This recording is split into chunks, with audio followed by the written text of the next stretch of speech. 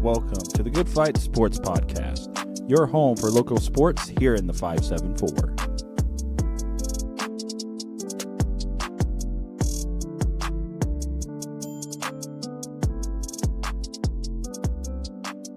Hello, everyone, and welcome to episode 5 of the Good Fight Sports Podcast. I am Kenny Cramer, and I am the only one here today. Brady wasn't able to make it today, which is unfortunate. But, hey, we're still going to have a sports podcast. It's just going to be me riding solo today. And we're going to jump right in. Semi-states for high school basketball for boys were yesterday. So we're going to jump right in. Class 4A in the north side of the bracket for 4A. The semi-state site was at Michigan City.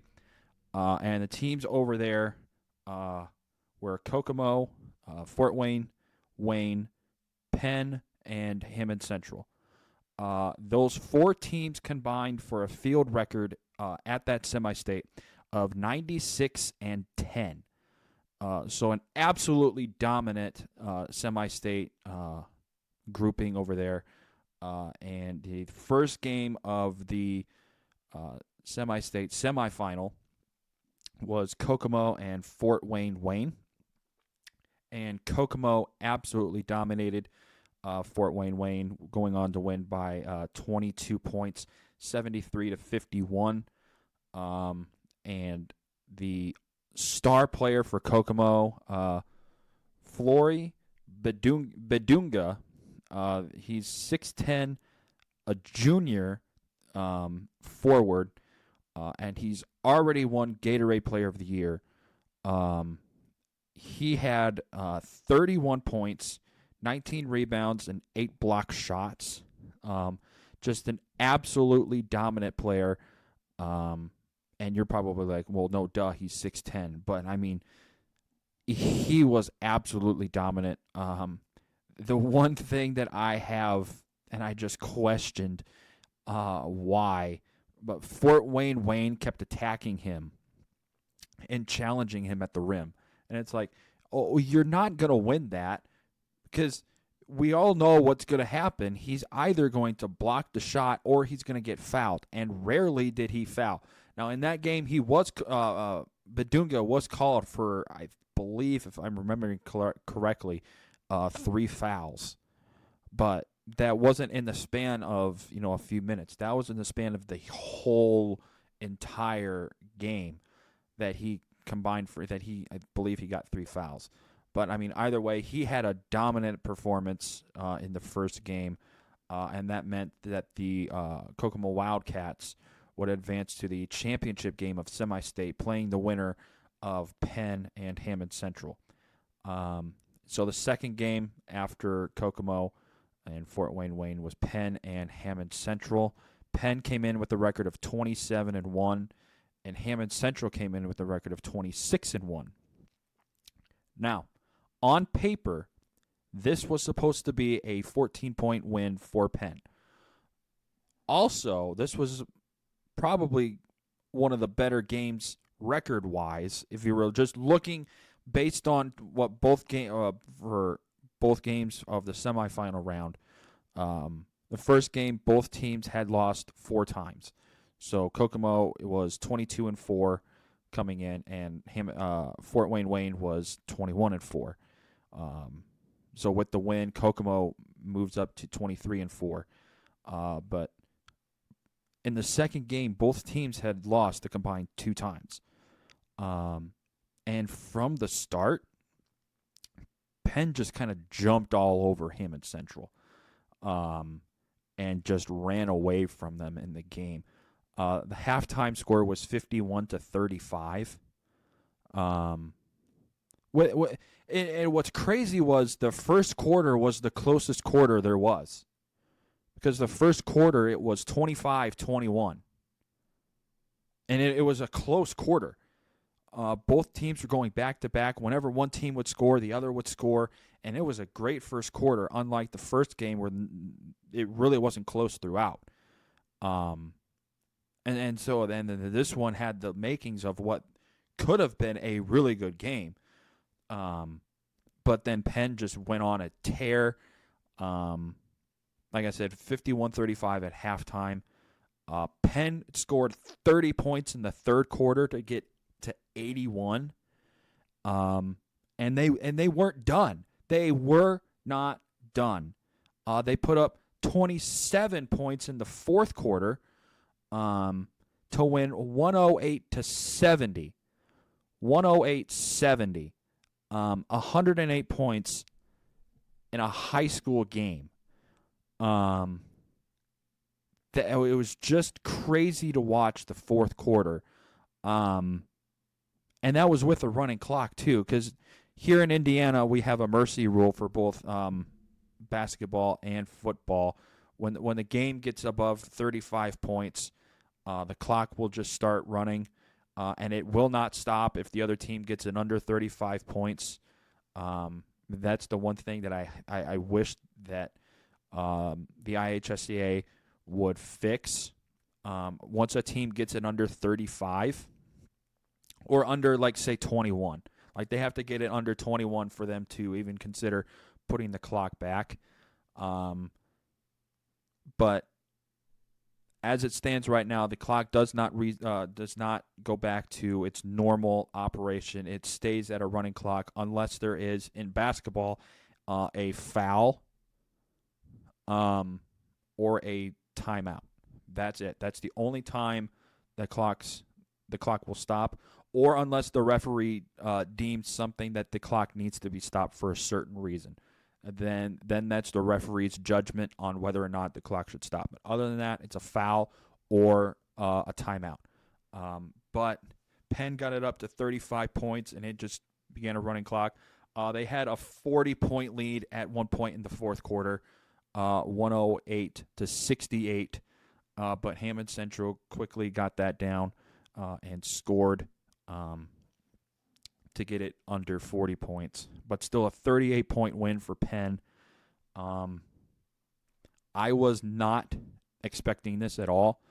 I went to this game, and I was expecting Penn to win by at least 10 points. That 10 points being, at the end with maybe some free throws, maybe a couple buckets here and there. But I was not expecting Penn to get 108 points. This is the most that's the most points I've ever seen in a high school game live, and it was just crazy to watch. So Penn, Marcus Burton for Penn had 31 points and 5 assists. So about close to his average. I think he's averaging about 30 points a game. So just right at his average. Joey Garwood had 25. Mookie Ward had 13. Joe Smith 11, and Maverick Brown had 8. Maverick Brown came in late when all the starters were pulled in the fourth quarter for Penn, and he went on a tear, got Penn over the 100-point mark, and just kept scoring, and he had a great fourth quarter.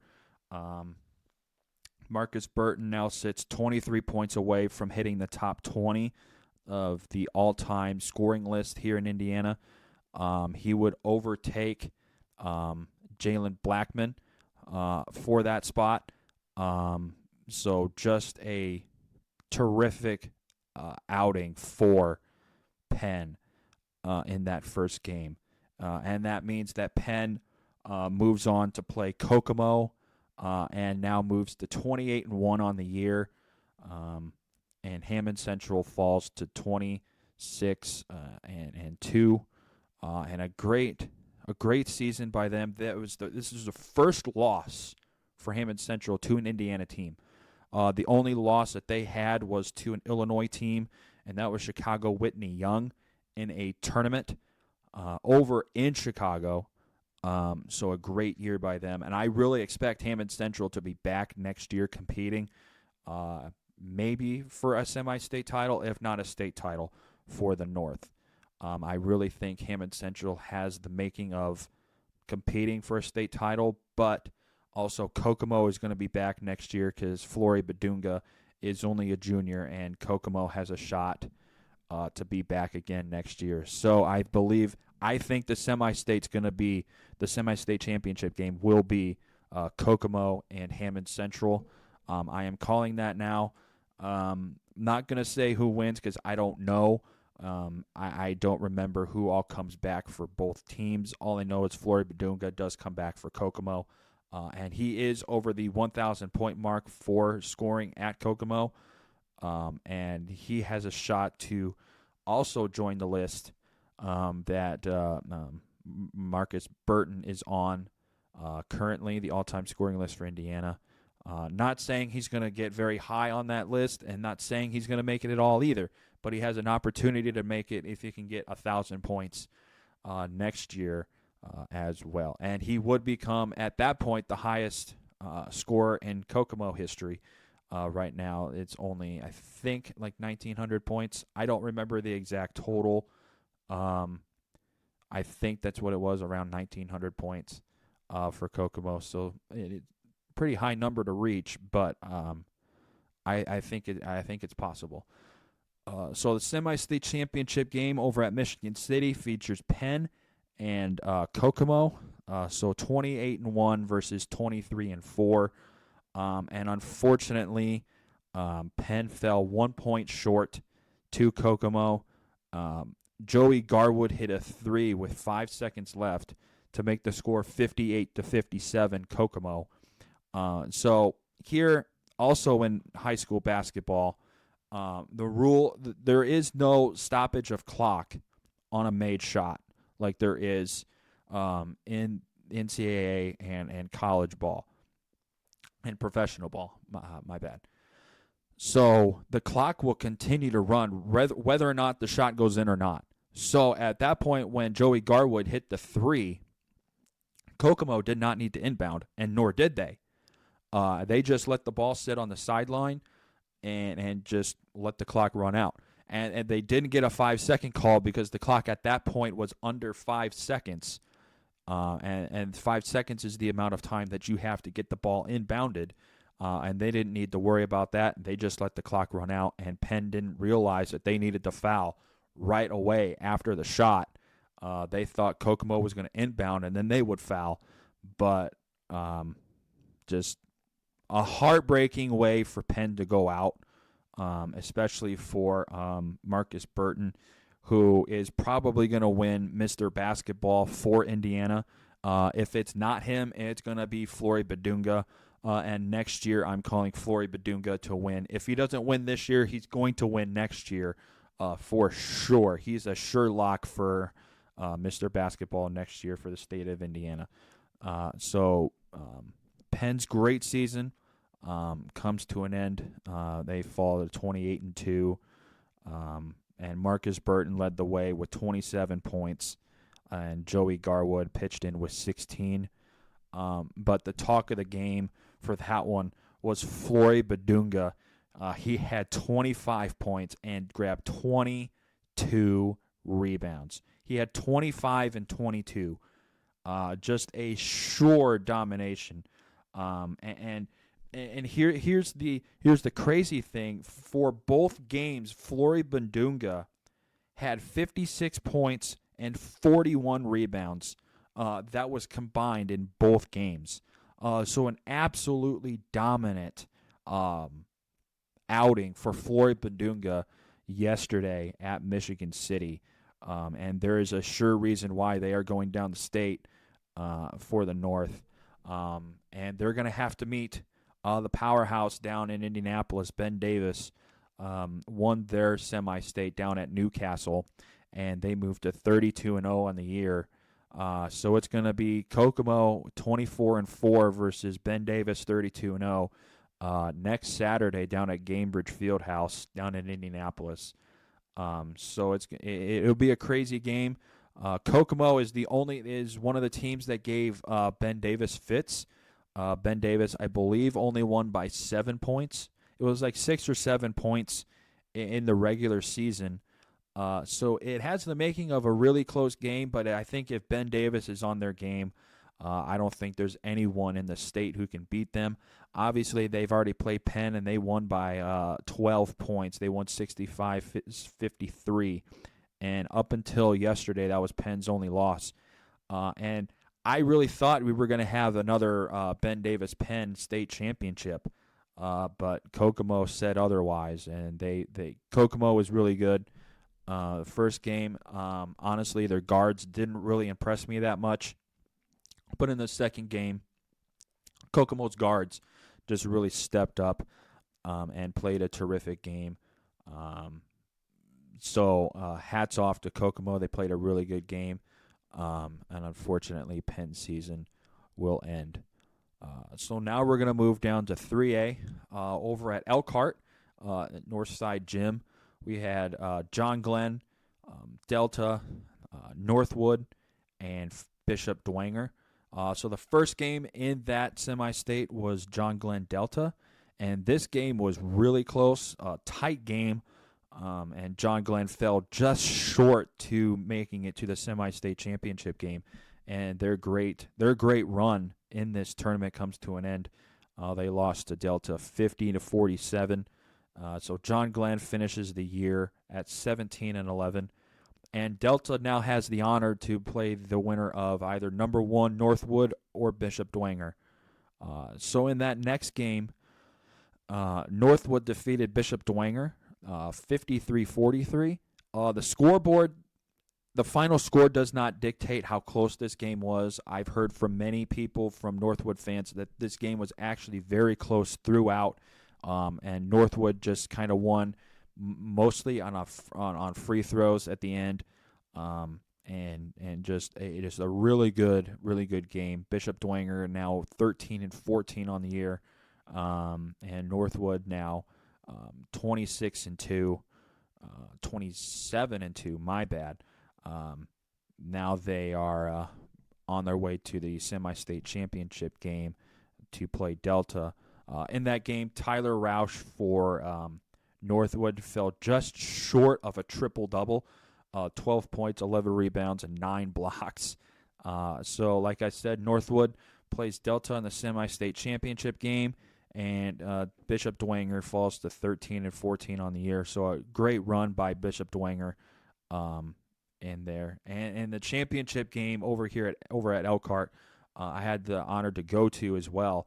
Northwood defeated Delta 51-36, and they are advancing to the 3A state championship game for the first time in program history. So congratulations to Northwood. Just a really great year for the Northwood Panthers. They are one of 2 number 1 seeds to advance to the state championship. The other number 1 seed was 4A, and they won.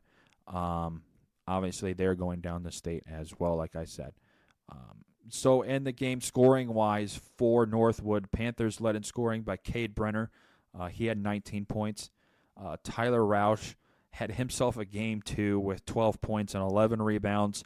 And so in both games combined for him, he had 24 points, 22 rebounds, and 11 blocks. Just a great outing for him as well. And his brother, Ian Roush, had 11 points.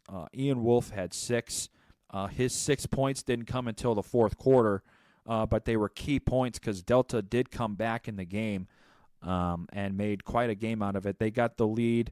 Northwood was up by 15 points at one point, and they got the lead down to, I believe, 6 at 30-24 in the third quarter. But then Northwood just kind of opened up their defense and just kind of just shut down Delta for a while, and they pushed the lead back and ended up winning 51-36. And Brock Bontrager rounded out the Northwood scoring with 3. So next Saturday, Northwood faces Gurin Catholic at the state finals at Gamebridge Fieldhouse. That tip-off is set for 6 p.m. Eastern. So you can check it out on ihsaa.org/TV. Or if you want, you can drive down to Indianapolis and watch the game live. I don't know what I'm going to be doing. I'm either going to be watching it on TV or going to Gamebridge Fieldhouse to watch it live. I don't know yet. But anyway, so we're going to move to 2A, and the 2A semi-state was being held down in Logansport, And the first game there was Fort Wayne Blackhawk and Gary 21st Century. And this game was close throughout, too. This game finished 88-82. That's without overtimes, by the way. No overtimes played, 88-82. If you took the under in scoring, you lost. If you took the over, you won. But, yeah, like I said, Fort Wayne Blackhawk gets the win in that one. And they advance to the semi-state championship to face either Lewis Cass or Wampanoag. And Lewis Cass beat Wampanoag. And Wampanoag came in with a record of, I believe, 25-1. And beat them to advance to the semi-state championship game against Fort Wayne Blackhawk, who Blackhawk is a powerhouse in basketball. In 1A, they were cruising to state championships. I believe they won 2 in a row. They got bumped up to 2A. I believe they fell short in 2A, but now they're back, and they have made a run in high school basketball. So they are a powerhouse over in Fort Wayne. And Lewis Cass had the honor of playing them. And Fort Wayne Blackhawk did what Blackhawk does in the tournament. They win, and they win big. Blackhawk wins 75-58 to advance to another state championship. Lewis Cass season comes to an end, but Fort Wayne Blackhawk gets to play for another banner and another trophy to put in the trophy case. And just a great job, great season. Great season for Fort Wayne Blackhawk. They played anyone and everyone they could. They are an independent school, so they don't have to deal with conference scheduling or whatever. They can play anyone they want to. They played some really good competition too. They played North Davies, who had won the 1A state championship last year, and they were going to get moved up to 2A. But they decided to vote against that, and they moved themselves up to 3A. And North Davies had a shot to make it to Indianapolis, but fell short yesterday. North Davies fell to Scottsburg down in Seymour, Indiana, 47-45. So if North Davies would have won, we would have had a Northwood-North Davies state championship. That would have been a rematch of the Raymond James Hall of Fame Classic over in Newcastle early in the year when Northwood beat them 58-53.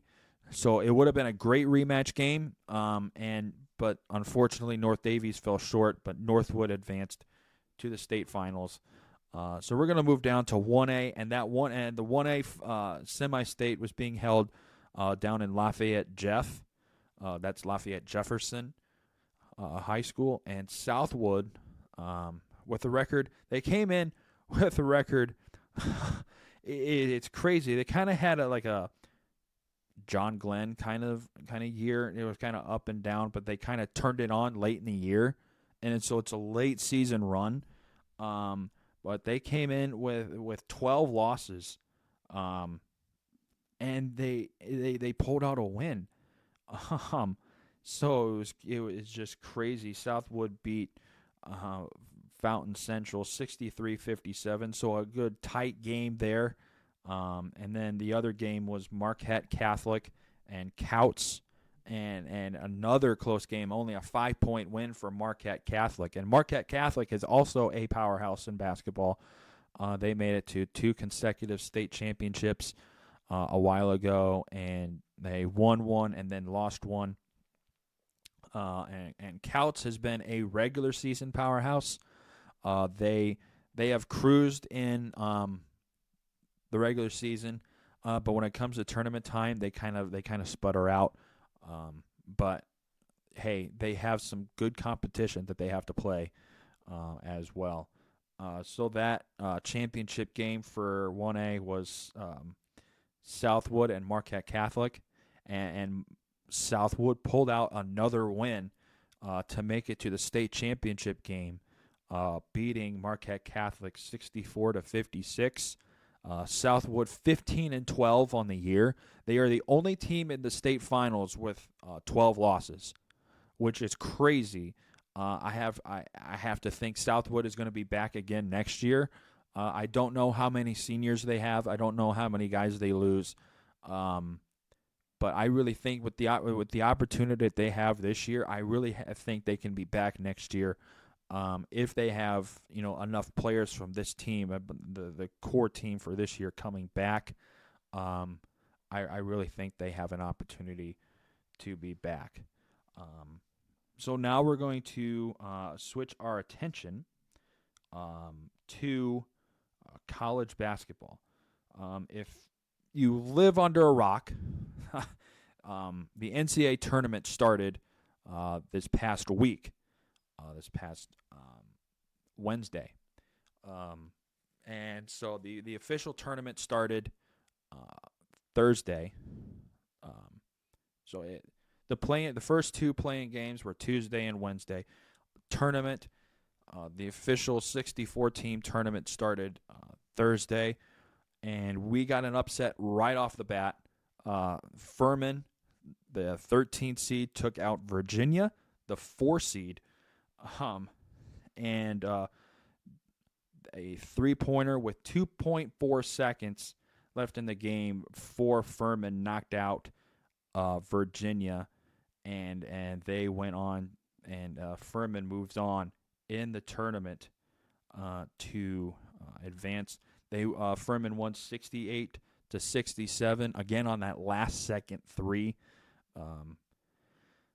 and so in that, Virginia was taking the ball out of bounds on the baseline underneath the Furman basket. And the inbounder tried to throw the ball over half court, did not make it, got intercepted by a Furman player, kicked it to a cutting another Furman player going for a three-pointer, and he just drained it it was a pretty deep three. I would say around 35 feet, 40 feet. It was a deep three for college basketball. It was nothing but net. He knew it was good all the way, and Furman moves on to play another game, and Virginia's season comes to an end, unfortunately, in the first round for the second time, and that other time was back in 2015 when they were the overall number 1 seed and lost to UMBC, the University of Maryland, Baltimore County, in just a blowout game, and they were the first number 1 seed to lose to a 16 seed ever. And that is a hint at another thing that happened. But then Princeton, the 15th seed, beat Arizona in the first round. So that final score was 59-55.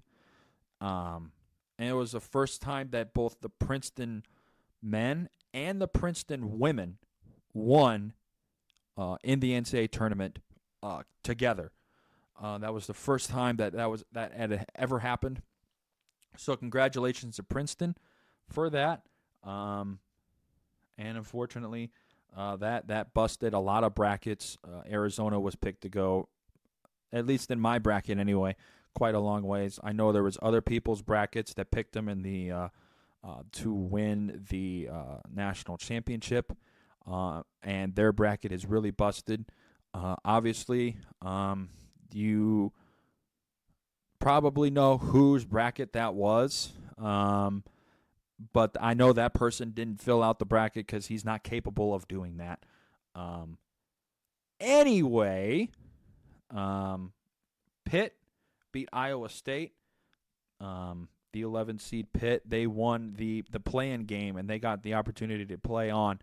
And they got to play Iowa State, and they just walloped Iowa State. The first 10 minutes, Pitt got up 22-2. 22-2. No joke. And then Pitt went cold for a while. Their glorious shooting kind of went downhill from there. But, hey, anyway, 22-2 to start, and that was a message sent by Pitt, for sure. Like, hey, hey, Iowa State, if you guys think you're going to win, well, you better step up. And obviously, you didn't step up enough. Pitt moves on with the final score of 59-41. So Pitt gets to play another round. The biggest upset of the NCAA tournament thus far, Fairleigh Dickinson University stunned number 1 seed Purdue 63-58. It was incredible, just a back and forth game. There was 14 lead changes, by the way, 14. But here's the thing about these smaller the Cinderella teams, what you would call the other team, not the Power 5, but the mid majors. So here's the thing about that: if you are a Power 5 team, you need to jump on these mid major schools, because here's why you need to do that. If you let the mid major teams and these Cinderella teams hang around in the game, they get confidence. And when they get confidence, they get shots. And when they get shots, they start making them. So when you jump on the mid majors early, it kind of kills the confidence that they have.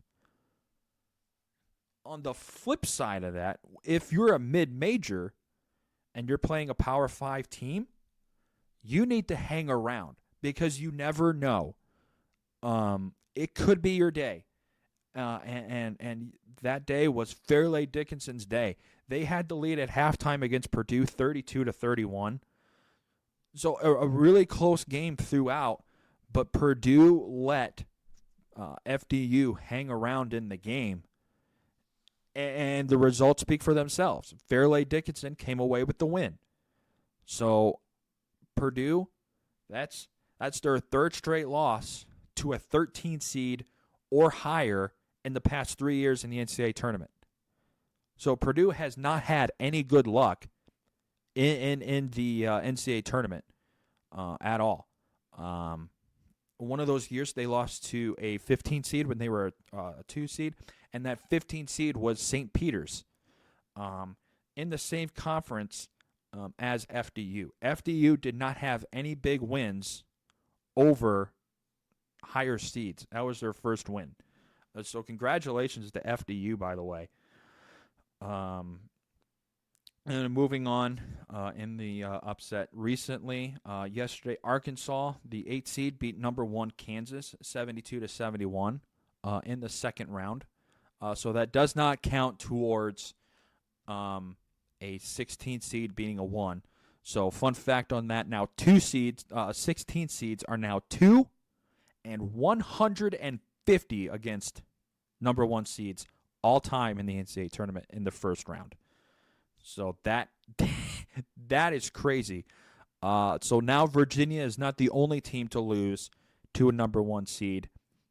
Purdue is now joins them, and also the Big Ten. The Big Ten has really crumbled in the NCAA tournament.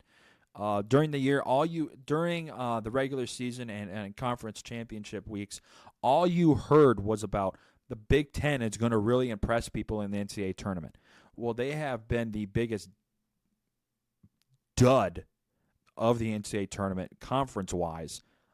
Teams just going out left and right. Indiana plays today, and they are, believe Michigan State is the only other Big Ten team in the NCAA tournament in the NCAA tournament now. So if both of those teams lose today, both of those teams are gone. They're done. And the Big Ten has no other teams left. So not saying that both teams are going to win, but if the Big Ten wants to keep going in the NCAA tournament, they need both of those teams, or at least one of them, to win and move on. So also yesterday, Princeton also knocked out Missouri. So Princeton now has 2 wins in the NCAA tournament. They knocked out Missouri, the 7 seed, and that final score was 78-63. So a dominant performance by them. And to this point, and I don't know what's happened today yet. I haven't watched any of the games, but that is all the upsets to today this far in the NCAA tournament. So we'll see what happens today. But with that, I'm going to wrap it up here. This was mainly to get news of high school basketball out and some upsets in the NCAA tournament. If you're wondering, yes, I did fill out brackets. I have 6 total brackets for the men. Actually 9. 3 on paper, 3 on Tournament Challenge for ESPN, and then 3 on the March Madness app. And all of those brackets are shot, by the way. I had Purdue winning in some of those brackets. But the ones that I picked Houston in are doing fairly well. I also did pick Grand Canyon in some of those as well, just because why not? And, that was the team I was pulling for. Grand Canyon fell short to Gonzaga. Not surprising. Gonzaga is a really good team. But on that note, I'm gonna wrap it up here. So join us next week for another edition of the Good Fight Sports Podcast. So until then, so long, everybody. Hey everyone, we hope you enjoyed the episode today. If you did, you should go check out the rest of our episodes on our website at ccflugnutspodcast.com. You can also listen to us wherever you find your podcasts. Follow us on our Facebook and Instagram pages by searching the Lugnuts Podcast Group. Thanks for listening, and remember, Jesus loves you, and so do we.